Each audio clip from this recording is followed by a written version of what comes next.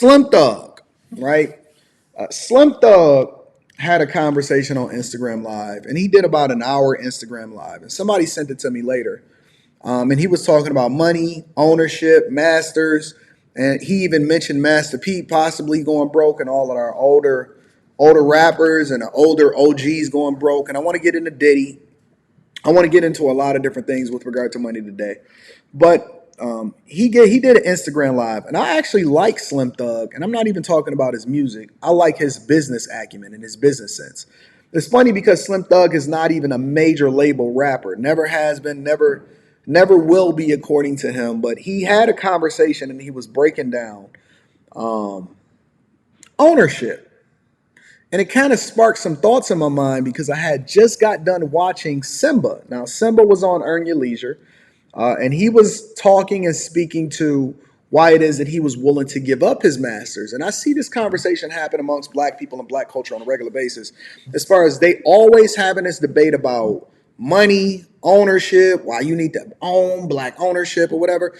I know a lot of people that's the CEOs of companies that make $0. And so there's additional context, but I'm gonna share both videos. Shout out to C Rob. I'm gonna be reading that super chat shortly. Um, Definitely gonna be reading that super chat shortly. But I want to share this with y'all really quickly. And the first, I'm gonna play a clip or a snippet from Simba. And Simba was sitting down with the boys over there at Earn Your Leisure. Shout out to the Earn Your Leisure guys. Shout out to Ian. Interacted with him a little bit. And he was having a conversation and he spoke on owning your masters. So I'm going to go to that, and then I'm going to switch over to Slim Thug because I want to have this conversation about ownership, because I think that some people value it too much and then not a people value it enough. And then I'm going to give you my perspective of how it is that I leverage what I do in order to get to the biggest bags ever. All right. Make sure you hit a like for the YouTube algorithm, subscribe to the channel, turn on your notifications. I'm going to be reading that shortly. Let me see if I can skim through this and find that one specific spot where he spoke about owning your masters. All right, here we go. On the radio, that the downside to that is most of the time they own your music, they own the masters, right? It's a downside depending on how you look at it. Of them owning your masters. All right, what's your take on that? Some people can't do shit with their own masters. What's the point of owning 100% of nothing? It's worth nothing. You just making $3,500 of every 90 days off your music, and you own your rights. Why not give up a percentage to get a? So you're comfortable with not owning your masters At the moment, because you see. Here's my question. When we mine out this conversation and we have a conversation, because everybody believe in ownership. Everybody believe we don't own no nothing. We 13% of the population. We only own this percentage. Only 1% of this. I hear these arguments and these conversations happen every single day. Every single day I have these conversations. I hear these conversations every single day. Ownership.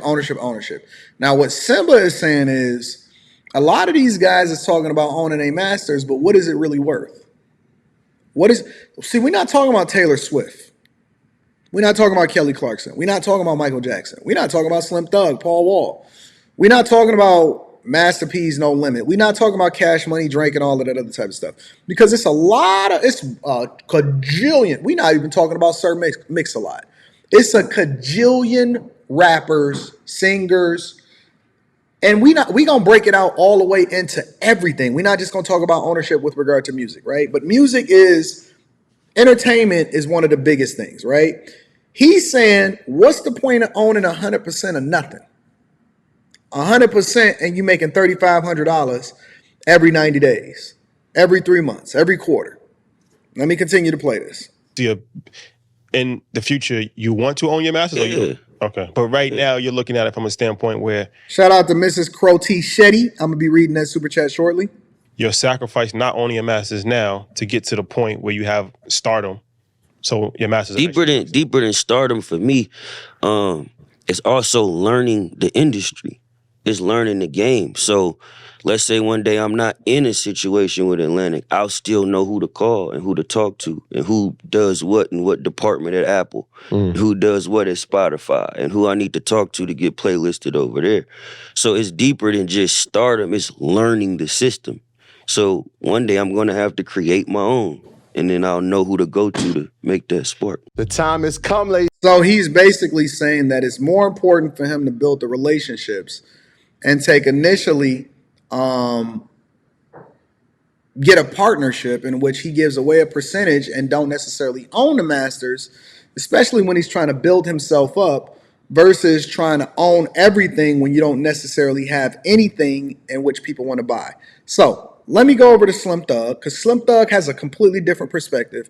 And I think that they're both right. And this is why I think that context is necessary. Slim Thug had a whole different narrative, and he wants to have this conversation. I'm going to be reading Super Chat shortly. Thank you, Peaches. I love the fact that you love my thumbnail. Your lifetime. Did it, so that's how people think that it should be. Man, you should sell your masters. You shouldn't sell your masters, man. You shouldn't sell your masters, man. Like, it shouldn't have never been like that. Everybody should always have owned their masters. If you're a rapper, you should own your art. Everybody, singer, whatever the you is, music business, if you do music, you should never not be getting paid for the music you created. You know what I'm saying? Like if you put an album out, you know what I'm saying? You should get paid off your album for the rest of your life. Niggas is not getting paid off they shit. Niggas is broke. While white people getting paid off they shit 20 years later. They don't understand that it ain't about right now. It's just not about right now. Think about this. Still tipping, how hot. I'm going to need Slim Thug to remove his thumb from over the camera and to embrace this new technology the way that we need him to embrace it. I'm going to need him to remove his thumb from the front of the camera. Still tipping is right now. How motherfuckers is still talking about still tipping? How the motherfucking Astros, how the motherfucking... Think about that right now, still tipping. Now, if you would have went out as a young... If I would go out as a youngster, man, I'm going to sell this whole... I'm going to sell my masters to this. I want to learn the game. I want to learn the business. So here, white take my masters and just give me crumbs and then just teach me the business, which they'll never teach you anyway. And they going to still say they spent all your money up anyway when it's time to pay you, so you're not going to get nothing because they going to fuck over you like they fucked over the Temptations and singing motherfuckers, like they over whoever your favorite motherfucking singer was in the 70s, how they over the 50s, the 60s, how Big Red was over. This shit ain't never not been getting over, man. Y'all been getting over from the beginning of time. So to jump in that same line is stupid as you see what I'm saying? NWA, how many times we seen this dumbass shit happen over and over again? How many times have we seen this dumbass shit happen over again since the black movies from back in the day? Let's stop misleading our kids to thinking that majors is the way to go. The way to go is to make a hit motherfucking song, man. Make good music and put that shit out. That's the way to go. Here's the caveat, and this is the other thing that Slim Thug adds to context. Because again, I think that Simba is right, and I think that Slim Thug is right. And I don't have to be in the music business to understand ownership because I am an owner, right? I own every single piece of content that I've ever created on YouTube for my platforms. Every single video, every single interview, everything. I own all of it. Every piece of content. Did you know that there are companies that are literally buying out entire catalogs of what these YouTubers are creating? But the value of what that is based off of what they are able to extract from it. And so it's an investment. It's a gamble, right? When you get into business, you're gambling. When you create a business for yourself, especially if you're looking to do it in order to make money and not just save as much money as you can from a tax perspective, you're basically betting on yourself, right? What Slim Thug just said is a piece that went over everybody's head that watched this, right? When I was looking in the comments to see what people were reacting, when I was looking at his live and stuff like that, Everybody only spoke on one thing, but they missed a whole nother portion of this conversation. And part of this conversation is you have to put in the work and you have to make a hit record. Let me say it again. You have to put in the work and you have to make a hit record. Also, Thugger, Slim Thug, shout out to Chris. I'm going to be reading that super chat shortly. He was getting money before he had Still Tipping hitting. Right? A lot of these dudes be in the streets and so they can afford to self-finance, right? I was already getting money when it comes to content or before content creation, so I could afford to take the risk to bet on myself or invest in myself. I made a lot of money with regard to my corporate America or my businesses and content creation, so I can afford to take the risk to buy 100% without any kind of financing and having nobody in my pockets when it comes to real estate. When I'm going in and I'm having these conversations and I'm kicking it with Revolt and I'm shooting with them and I'm going to take the tour over there at Valuetainment and all of this other type of stuff, right? I'm in a completely different negotiating position because I'm not broke. I'm doing phenomenal already on my own, so I'm in a whole nother position to be able to bargain. When you talk about these guys, and a lot of these guys is busted, dusted, and disgusted. If y'all ever seen what Suki Hana looked like, before she ever signed a deal. Meg Thee Stallion, Nicki Minaj, all of these women look completely different. You don't hear about these people complaining until after they get blown up and after they use the system to then create a narrative about how it is that they need to be moving. Then they start complaining about the possibility of owning their masters. But I'm going to tell you, for every one rapper that becomes successful, or for every one singer, or for every one content creator that becomes successful, is 1 million of them that do not hit. Every single day, there are thousands and hundreds of thousands of YouTube channels that are created. And guess what? You can own 100% of that YouTube channel and it does not hit. So it's a yin and a yang, right? Because I'm willing to, when I understand my talent and what it is that I do, I'm willing to bet on myself. 10 times out of 10, I'm willing to bet on myself because I know what I have. I have the money to be able to invest in myself, and so I can own 100% of that and then be able to extract and operate like an independent, right? Whereas it's a lot of these dudes out here that need the help. They need the platform. They need somebody else to dress them up. They need an A&R. They need somebody to be able to teach them how to speak. They need somebody to invest in them. They need the marketing, the promotion. They need that machine behind them. And so it's a completely different conversation. Then they go out on their own once they get the visibility and be able to capitalize off their name, right? And so it's a yin and a yang. But Slim Thug is right. But at the same time, there's additional context. He said it. You have to make the hit song. You can't just say that I own it now. The other part of it is a lot of these people create these platforms and these hit songs and these huge things, these huge successes, right? And then they wind up selling it off or they wind up taking a deal. I keep hearing these deals about how Justin Timberlake sold his catalog for 100 and something $million, or Future sold his for 30 or 40 or 50 million dollars or whatever like that, right? When you talk about those people, it's a completely different conversation because they're basically saying, I want to take that upfront money, gambling that I'm possibly going to make more upfront and then be able to invest that money than to take the long-term back-end money and owning it 100% of the time. But let me continue to play this video. Straight up like that. Don't have kids thinking, oh man, I need. And when you start a business, or when you a entertainer, or when you a content creator, right? You only eat what you kill.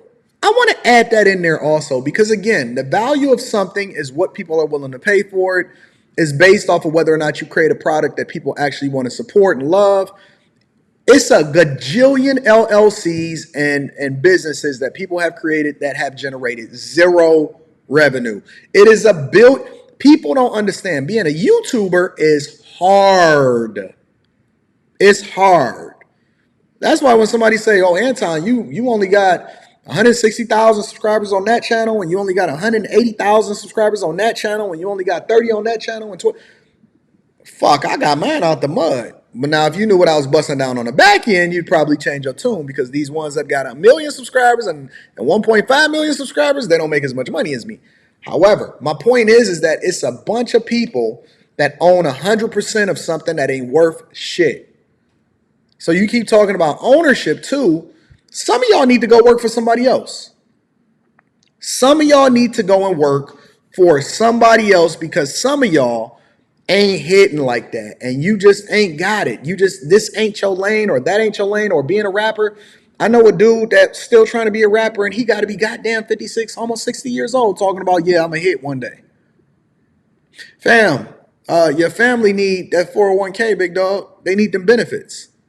But I'm willing to hustle. I'm willing to not sleep. I'm willing to grind. I'm willing to work a corporate job and have businesses and be doing content creation and be using my own money to fly back and forth and meet out with people and be creating content. So I got a different work ethic. I got a different level of talent than everybody else do. But this is my lane. This is my niche.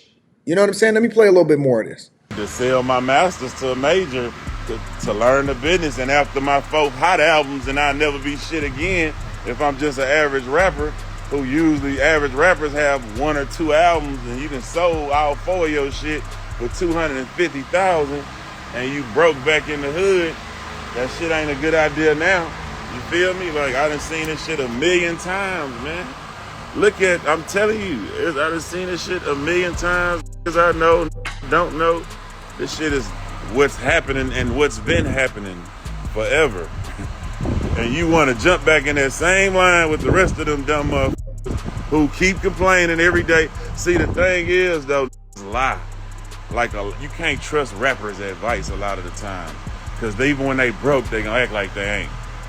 Even when a rapper broke, he gotta act like he ain't. You know what I'm saying? So it's hard to get real advice when a rapper getting f***ed over. He don't want to tell you because he too tough. He like, nah, I'm straight. Nah, you broke, and you don't want to say it because you gotta act like you get money, but you really don't know what the f*** it is. You really don't know shit about business. And that's why I get embarrassed. Like, I'm not just trying to get in people's business. I just know how these people looking at us like we so dumb that it's embarrassing. Like, goddamn. What other business in the world do you have to sell your business to make money? If I'm opening up a motherfucking Chick-fil-A, do I sell the Chick-fil-A to a motherfucker and then say, here, you can have this motherfucker, just give me a check and you can own all the Chick-fil-A's and put them hoes out. And even though you're going to sell 1,000,000 of them hoes every day and it was all my idea and my recipe, I gotta learn the business. So here, you just own my business. I'm gonna give you my business and then let you give me crumbs. You can give me just what 1 meal costs a day and I'll be cool with that, master. Come on, man. You can't be a businessman if you think that shit makes sense, man. You can't be a businessman if you think that sounds decent. And it's embarrassing for other black people who I like or whatever, like to see them fall in that same dumbass trap over and over and over and over and over the fuck again. Why? What's so hard about? I have never in my life said I've been in the club or I'm in the street, wherever it is. I hear a song, I hear that bitch. Who this? He signed? He signed? I don't give a if he signed or not. Good music, a hit is gonna be a hit, man.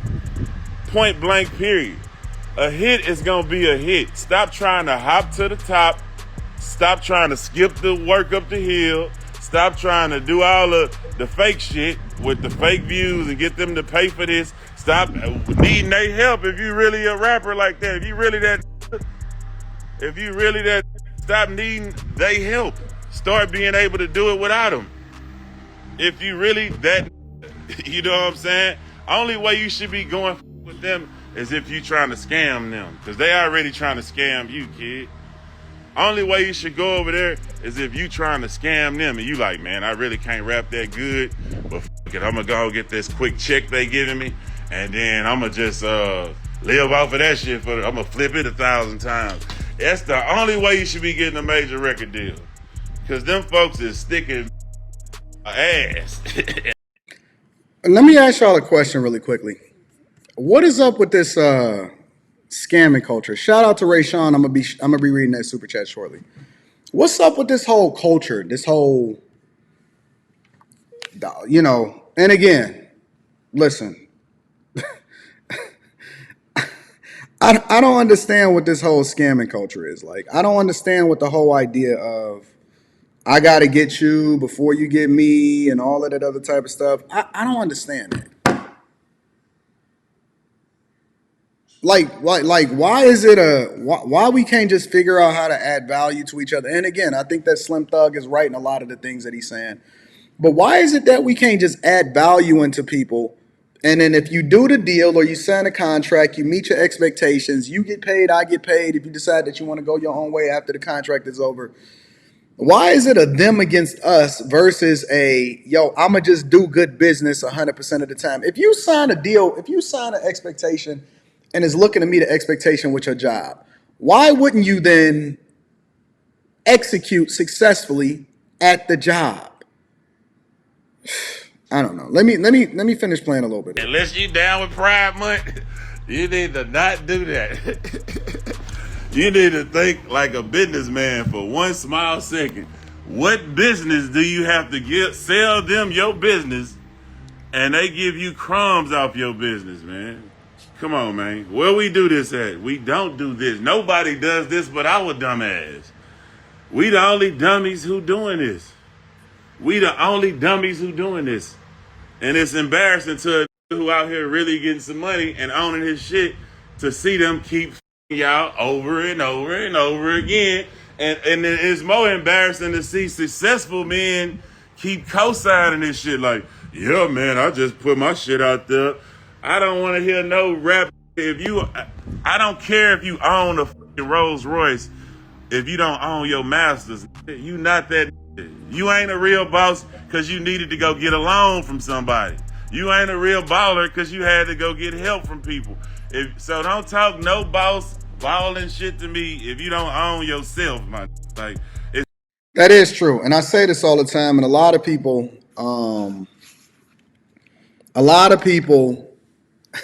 was laughing when I first was saying it, right? And I used to say this all the time because it's true. And as time goes on, and I say this all the time, as time goes on, you're going to see the real separate themselves from the fake, right? And the reality is this.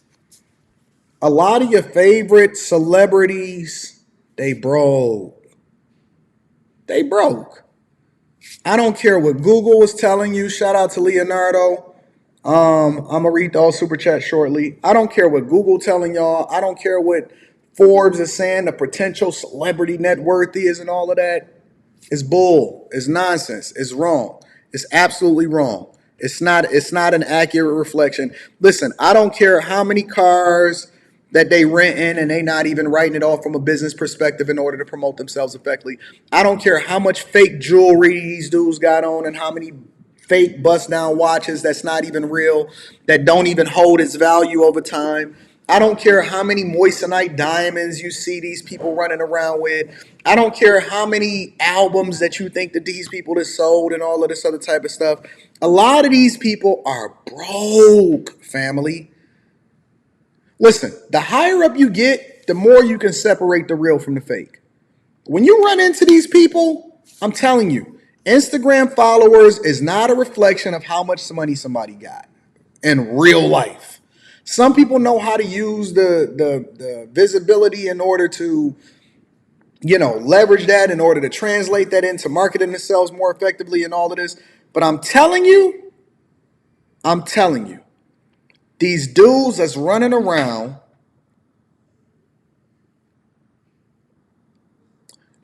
listen, let's break it all the way down from a C student's perspective. Yo, homie that's out there that's riding that Charger and Hellcat, he killing himself every single month just to be able to pay his car note, and he don't even have insurance on that bitch. Yo, homie that's riding around in the Charger and the Hellcat is killing himself every single month to try to meet that monthly note. And he always getting late fees because he a little bit over 30 days late. So every single month they ding his credit for it. That woman out there that say that she a boss chick that's running around with the Gucci, Fendi, and all of that, and she got the new handbag, all of her shit is on Klarna. All of her shit is on Afterpay.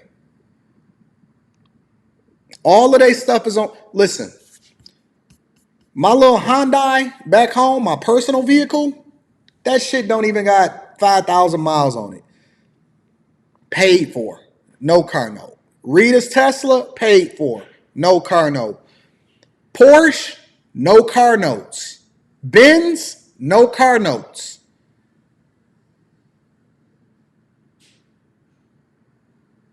When I say that, when I got real estate, the places that people are in and renting for over 7 years, I don't have a house note. I'm not house hacking. I don't have a mortgage company. Y'all see me post a receipt of the final payment. It was $163,000 in order to pay off the rest of that house or whatever like that. The house that I'm building, no mortgage financing, no bankers own me, no interest payments gonna be going over to them. I was sitting in corporate yesterday. I'll tell you this. I was sitting in corporate yesterday, right? And I was posting it, and you can go back on my story or whatever, and I'm sitting in corporate and we having a conversation. And one of the things that we were talking about is we were solving for this new app that we building for the company or whatever, because we just merged with a bigger company, and so we had people flying in from New York and Canada and all of that, right? And one of the things that we was talking about is how much money that the bank makes from certain things. So, for example, if you request a payoff from certain banks, they charge you a certain amount, especially from certain mortgage companies. They charge you a fee, right? So if you get it delivered via email or if you get it delivered via certified mail or whatever, you have to pay for that. So the bank actually generates revenue, but it's not a lot. It's like some banks is like $5, some banks is like $10, $15, $20, $30 or whatever like that, right? And it's funny because one of the people that worked for me said, yeah, but I don't really know if we want to actually push for people to be able to easily get a payoff amount. We don't want to really push that in the application. We want them to be available to be able to do it, but we're not necessarily looking to push them. And then the contractor from Canada said, well, why wouldn't we want to do that? And then the person that worked for me said, it's a woman. She said, because we make way more money from the interest when they making their payments every month than when it is that they paying it off. She said it straight up, and everybody bust out laughing. It was like a scene from what's that show? Made Men? Not Made Men, but it's a sales show of what they used to do in the 50s and 60s. We all laugh because it's true. The bank does not want you to pay off your house. The bank does not want you to be able to pay off your cars. They don't want you to be able to buy your stuff straight out. And obviously it's the finesse that come along with it, right? So depending on how cheap money is or what you got going on, sometimes you make way more for your investments. So you want to take that lump sum of money and make that work for you and then just finance it in order to make sure that you're not overpaying, but you're not missing out on the money as far as us coming back from the residual value of what it is that you invested. So it's a finesse with that. But for regular everyday people that make their payments every single month, you are a blessing to the bank. Mad Men. It's called Mad Men. You are a blessing to the economy. You are a blessing. I was going to open my monologue up talking about credit. I might save that for the end. But we don't make money from you paying it off. We make money from you making a payment every single month, and then the majority of that goes towards the interest, which the bank just put in their pocket, and then you get a little bit off the principal, and y'all talking about fucking house hacking. He's absolutely right. Let me continue to play a little bit more of this. It starts there. Owning yourself is more important than owning that chain, owning that house, owning that car, owning any of that shit. So you cannot come cap to me about none of that shit if you don't own yourself. You feel me? I'd rather see a dude that 100% own his Toyota Corolla. If you 100% own your Camry, but you don't necessarily 100% own your Cullinan. Now, I'm not saying there's anything wrong with getting a car note or anything like that. All I'm saying is you don't get more props from me just because you driving a Cullinan versus the dude that don't have a car note, because your net worth is more important than what it is that you paying in order to impress people that don't even give a fuck about you. Now, if you riding a Cullinan, but you can afford to ride the Cullinan, right?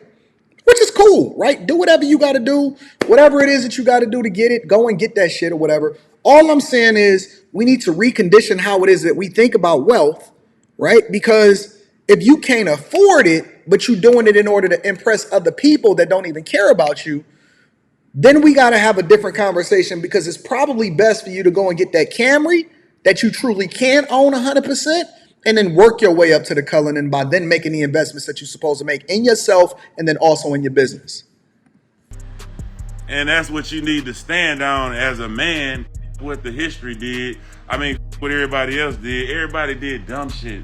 It's hard to say it, but everybody did dumb shit, seen dumb shit get done, and thought dumb shit was the way to go and kept doing dumb shit, man.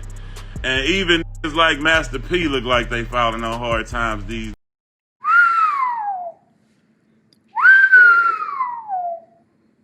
He said even people like Master P look like they falling on hard times out in these streets.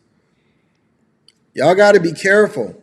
And again, shout out to Master P. I know he poured a lot into people. I know he gave a lot of it out. I know he really supported people. But what I'm telling you is that just because it looked good and everybody go through stuff, right? Everybody have times in their life where they got to go through trials and tribulations. So this is not I'm just reacting to what Slim Thug said. But what Slim Thug is basically calling a spade a spade. He said, man, even niggas like Master P is looking like they on hard times out in these streets because they did not make the informed decisions long term, and for some reason they thought that money was going to be there forever. Days after all them years of making it, after being the guy he was, because he don't own his shit no more. Everybody is looking crazy who was them. Come on, man. Like, come on, bro. I'm tired of seeing heroes sell their masters and then.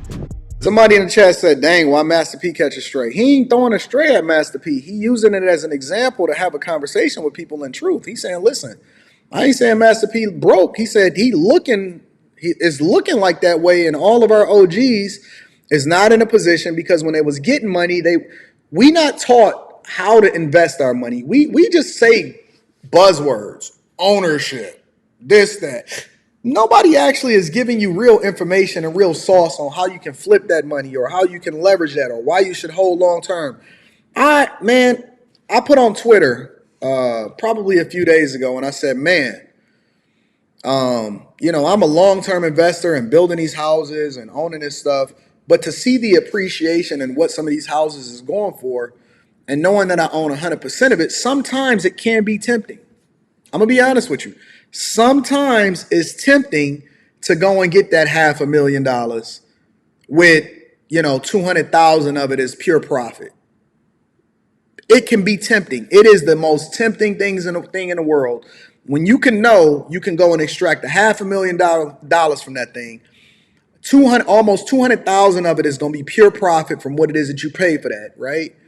You might have to do a 1031 exchange and be able to get a different property for equal or higher value. Going to the Patreon, we talk about 1031 exchanges and in the Discord, right? Link is in the description. But it's tempting a lot of times to go and get that bag and get that quick 200,000 profit. But then I start looking at it and I'm like, man, Anton, stick to the plan, because why would I go and get 200,000 now when they gonna pay me $30,000 a year in rent? Think about what I said. I know a lot of y'all is looking and they're like, but that 200,000, I can go get that Maybach. Why would I get 200,000 profit when I can get $30,000 and up in rent and still own 100% of the property for the rest of my life and my daughter's life and their kids' life? Why would I go get 200,000 when I'm gonna get 30,000 every single year and more, depending on whether or not I raise the rent up or not based off of the market prices? And so that's the logic that I use, right? You got to talk yourself through it with the numbers. That's the logic that you use in order to justify continuing to do what you do. I don't want the 200. I want the 30. A lot of y'all asked the question, would you take 10 million now or would you take 3 million for the next 30 years? Give me the 10 million now, and then you're going to be broke in 5 years. I don't want that. I want the 30 for the rest of my life. On TV, you know what I'm saying? Like, Donnie, you shouldn't even have to do all that, kid. It shouldn't even have to be all that, bro. Like, Y'all on here still trying to do this because y'all just keep trying to sell shit out to them people and let them keep getting paid off of it. Like, what the is y'all doing, man? Stop selling out, man. So I think that that's enough. I think that that was a really, really good video. Let me read some of the super chats and then we're going to continue to rock out. Shout out to Slim Thug because he did a really good live stream on Instagram. I'm going to be going live on Instagram probably within the next few days.